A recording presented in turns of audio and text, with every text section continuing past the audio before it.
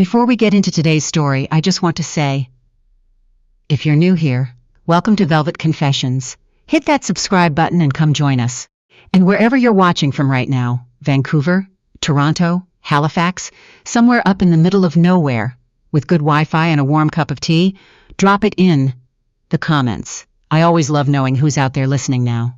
Let's talk about a woman named Petra Holloway. Wait, actually, no. Let me start somewhere else. Let me start with the moment everything ended. The night Adaline Voss walked out of the Sutherland Group's annual gala. She did not cry. She did not make a scene.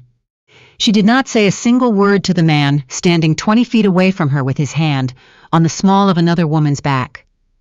Fingers spread, comfortable like he had been doing it for years. Because he had been.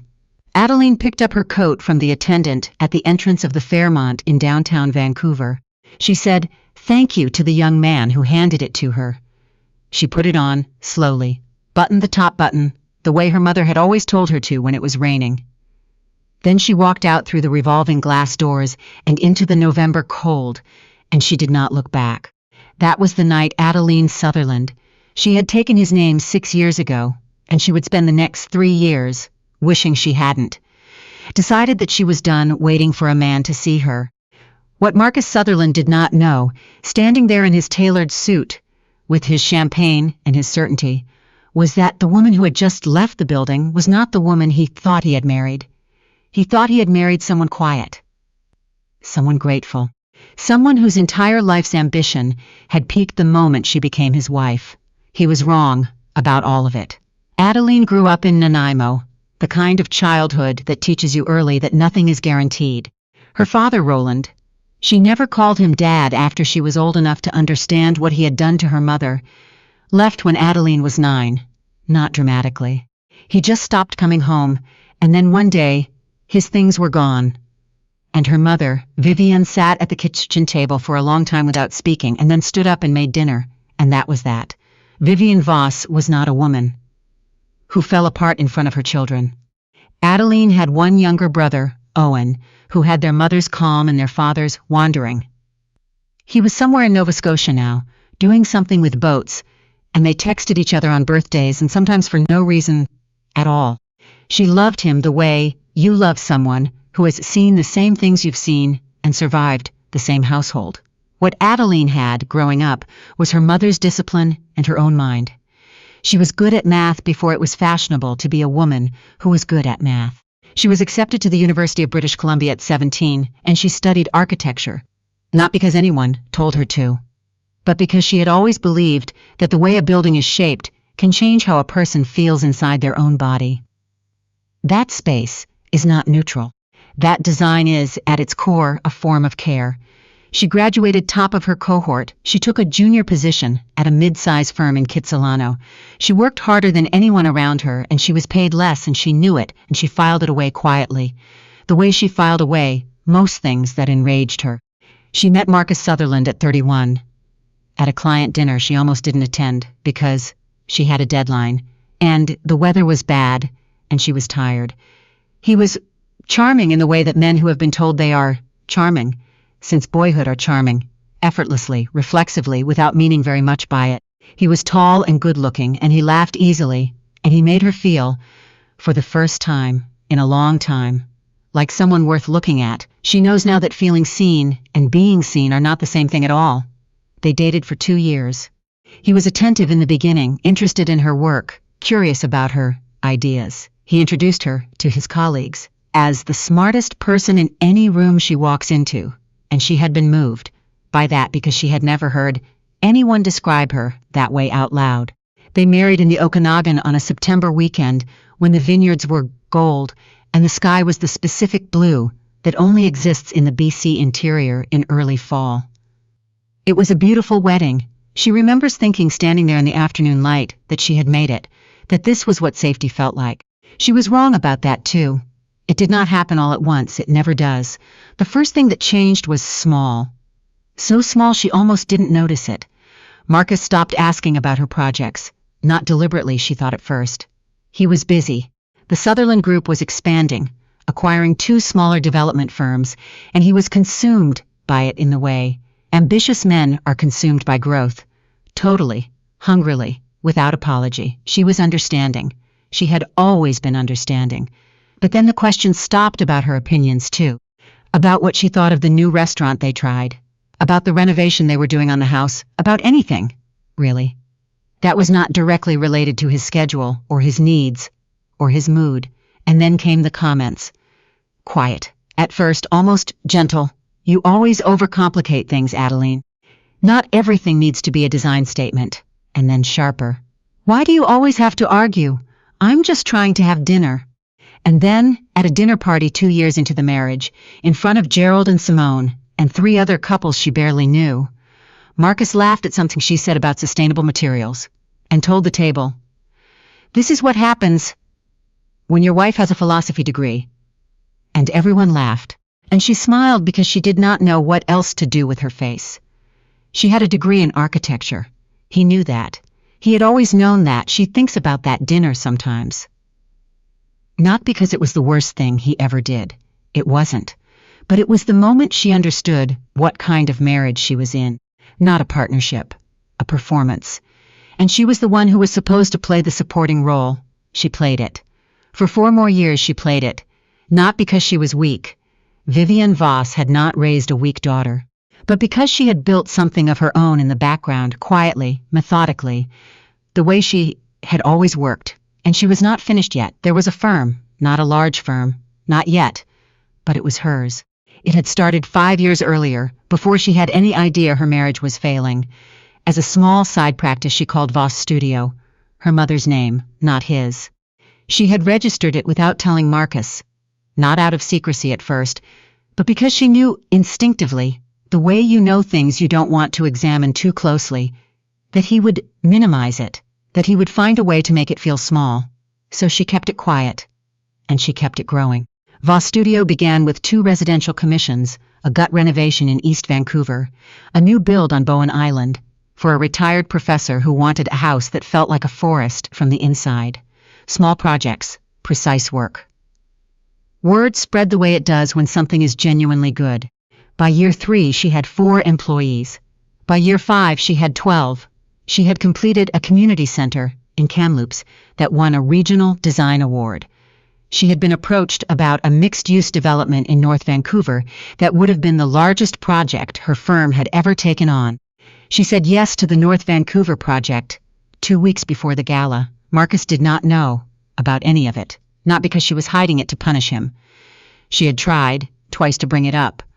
Once over dinner in their kitchen, once on a Sunday morning when things between them had been briefly, deceptively warm. Both times he had redirected the conversation to something else before she had finished her first sentence, and she had let it go, the way she had learned to let things go in that house, folding them up neatly and putting them somewhere he couldn't reach. She understood by then that the version of her he was interested in was not the full version. The gala was Marcus's event. The Sutherland Group hosted it every November. 150 people, a silent auction for a children's hospital foundation, a lot of standing around in expensive shoes, talking about Vancouver real estate and interest rates, and which restaurants had opened recently on West 4th. Adaline had attended every year. She had helped plan 3 of them. She had stood at Marcus's side and smiled and refilled conversations that ran dry and made the evening go smoothly in a dozen small ways he never noticed. This year, she almost didn't go. Something had been off between them for months. A specific kind of silence that wasn't peaceful. The kind that has weight in it. She had found a text message in July that she wasn't meant to see. She had not confronted him about it. She had taken a photograph of her phone screen with her other phone, saved it to a folder, and waited. She was good at waiting. She had always been good at waiting. She wore a dress she had bought herself, deep navy, architectural cut. Nothing he had chosen. She arrived at the Fairmont, and she shook hands and she smiled, and she did what was expected of her. And then, 40 minutes in, she turned from a conversation near the bar, and she saw him across the room. His name was Donovan Reese. She knew him, had met him at 2 previous events. A corporate lawyer Marcus had worked with on an acquisition 2 years back. What she had not known was the nature of his relationship with the woman standing next to Marcus. Her name was Faye. Adaline had been introduced to her once as a business contact from Calgary. The way Marcus was standing next to Faye was not the way you stand next to a business contact. She looked for exactly 4 seconds. That was enough. She understood in those 4 seconds that the text in July had not been a one-time thing. That this had been going on for a long time, that she had been correct to wait, and now the waiting was over. She collected her coat. She said thank you to the attendant. She buttoned the top button. She walked out. He called 4 times that night. She watched the phone light up on the nightstand, and she let it go to voicemail. She did not listen to the messages. She lay in the dark in the guest room of her own house. She had moved herself there 3 months earlier, without drama, citing sleep problems, and Marcus had accepted the explanation because it was convenient, and she made a list in her head of everything she needed to do in the next 60 days. It was a long list.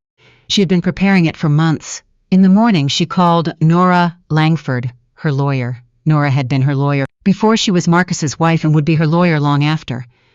She was calm and specific, and she had a voice that made complicated things feel navigable. I'm ready, Adaline told her. Let's start Monday. I'll have the paperwork drafted by end of day Friday, Nora said. Do you need anything before then? No, Adaline said. I have everything I need. That was true, in ways Nora didn't yet fully know. The separation took Marcus entirely by surprise. This is the part that Adaline still finds strange looking back. Not that he was upset. She had expected that, but that he was shocked. As if he had genuinely not anticipated that the woman he had dismissed at dinner parties, ignored in his own kitchen, and cheated on for at least 2 years might one day decide she was finished. He came to the house on a Tuesday evening. She had already retained a second set of keys and changed the code on the alarm. And he stood in the entryway, and he said, Adaline, what is this? What are you doing? She was sitting at the kitchen table with a cup of tea. She looked at him, and she felt something she hadn't expected. Not anger, not grief, not even satisfaction. Just a very deep, very complete sense of clarity, like a room after the windows have been opened. I'm ending the marriage, she said. Nora will send everything to your lawyer this week. You can't. He stopped. We can talk about this. We could have talked about a lot of things, she said. We didn't. He tried 3 more times in the following 2 weeks to arrange a conversation. She declined, each one through Nora. There was nothing left she needed to say to him in person. Everything that needed to be communicated would be communicated through documents, and she had very good documents. What Marcus did not know, what he was about to find out, was the full picture of what Adaline had been building while he had been standing in ballrooms with Faye from Calgary. The North Vancouver development was in January. Voss Studio, lead architect on a $90 million mixed-use project, the largest sustainable residential development in the region's history, with a design framework that had already drawn attention from 2 national architecture publications. Adaline had done a quiet interview with one of them in December. It ran in the February issue. She was photographed in her studio, not the project site. The studio was in Mount Pleasant, on the 2nd floor above a Portuguese bakery, and it smelled faintly of bread and coffee, and the specific industrial paper she still used for early-stage sketches. She wore a gray sweater. She looked directly at the camera. The piece ran under the headline, Adaline Voss is quietly reshaping how we think about living space. She had 12 people working for her. She had 3 projects in active development. She had a reputation that had been built, slowly and without shortcuts, entirely under her own name. Marcus called the day the article came out. She did not answer. She found out later, through a mutual contact, a structural engineer named Theo she'd worked with on the Kamloops project, that Marcus had told people at his firms he hadn't known about Voss Studio, that he'd been kept in the dark.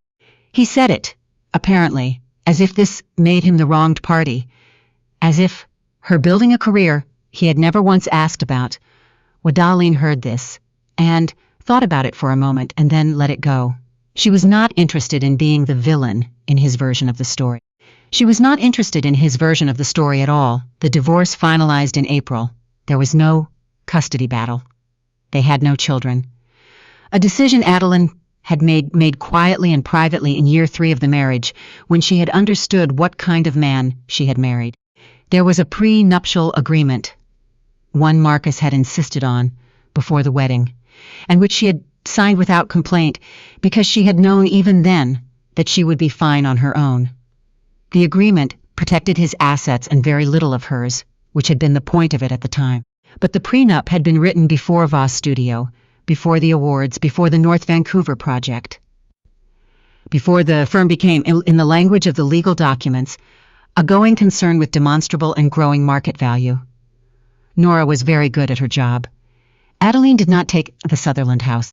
She did not want it. She had never felt at home there, in the way you feel at home somewhere. The way her mother's house in Nanaimo had felt like home, with its low ceilings, and the particular smell of the laundry Vivian always did on Sunday afternoons. The Sutherland house was beautiful and cold, and she was glad to leave it. She took the condo she had quietly purchased 18 months earlier in Strathcona, the one Mark didn't know about because he had never asked about her fence in any specific way. He had assumed. She had let him assume. These are different things. She took her drafting table, she took her books, she took her mother's water of Departure Bay that had hung in the hallway outside the guest room, which Marcus had never once commented on. She left everything else. Her mother called the night the divorce was finalized. "How do you feel?" Vivian asked. Adaline thought about this with the same seriousness she brought to every question worth answering. "Lighter," she said. "I feel lighter." There was a pause on the line. Then Vivian said, "Good, now eat something." The North Vancouver project broke ground in June. Adaline was on site the morning of the groundbreaking in her work boots and a site jacket with Voss Studio stenciled on the back. It was overcast the way Vancouver is overcast in June. That particular soft gray that diffuses the light evenly and makes everything look slightly better than it is. She stood at the edge of what would become the central courtyard of the development, and she looked at the ground, and she thought about the building she'd been designing in her head for 3 years. The one that was now, finally, going to exist. There were reporters there. There were city councilors.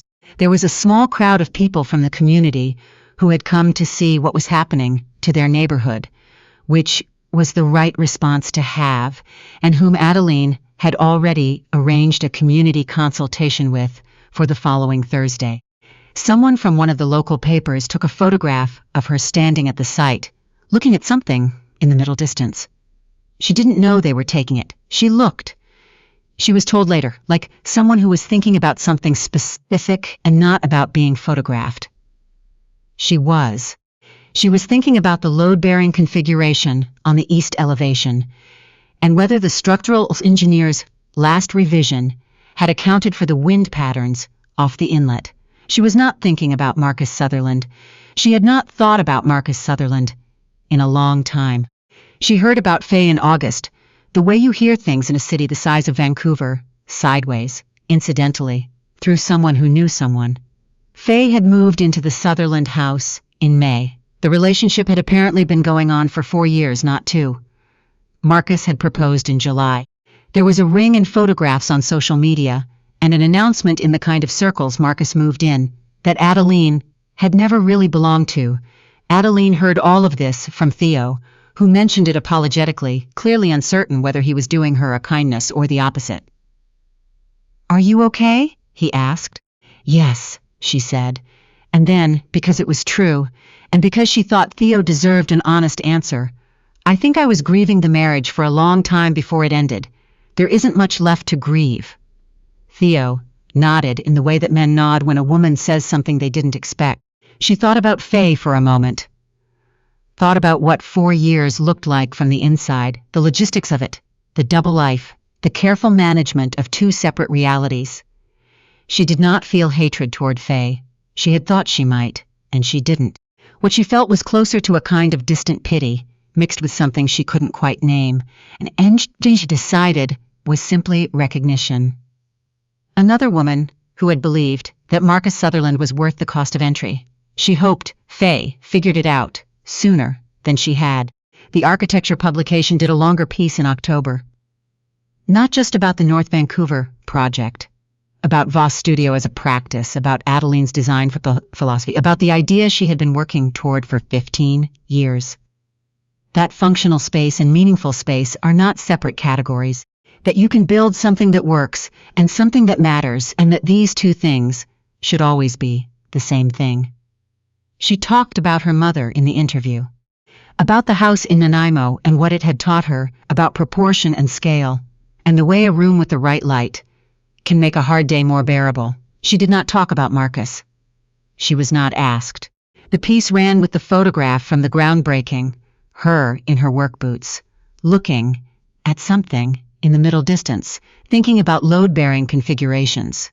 She framed it and put it on the wall of the studio, not for vanity, but because it was a record of a specific morning on which she had felt, for the first time in a long time, entirely like herself.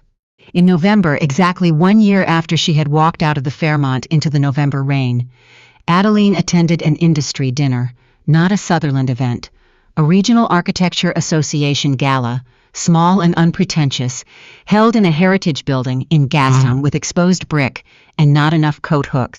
She went alone. She wore the navy dress again because it was a good dress, and she'd always liked it. She ran into Gerald near the bar.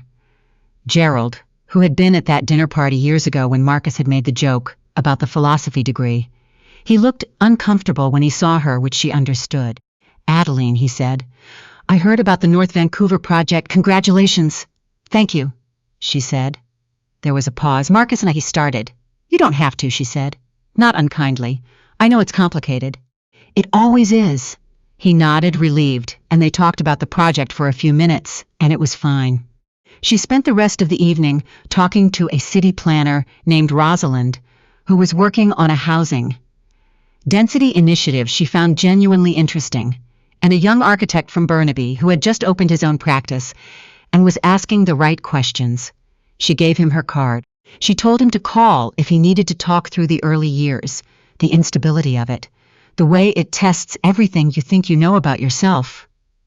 "It's worth it," she told him, "but not for the reasons you think it will be."